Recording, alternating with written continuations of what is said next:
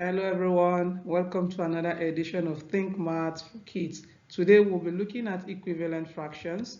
Firstly, what are equivalent fractions? Equivalent fractions are fractions that have different numerators and denominators but represent the same value.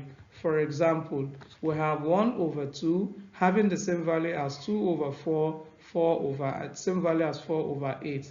Just from the diagram, we have a whole divided into two equal parts.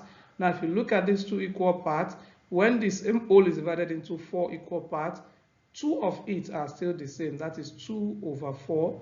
Now, when it's divided into 8 equal parts, 4 of it are still the same thing as half. That is 1, 2, 3, 4. That's 4 over 8. Therefore, 1 over 2 is the same thing as 2 over 4 and is the same thing as 4 over 8. All these are having the same value.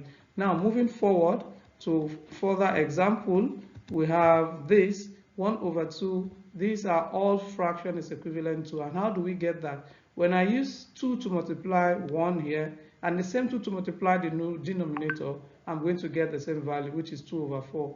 If I use 3 to multiply this and 3 to multiply 2, then I'll have 3 over 6. So when I use the same number to multiply both numerator and denominator, I'm going to get equivalent fraction.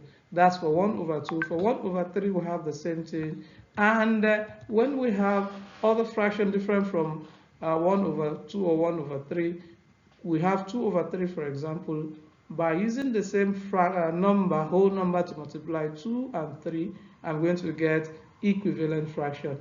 Guess what number was used to multiply 2 to get 6? Yes, 3.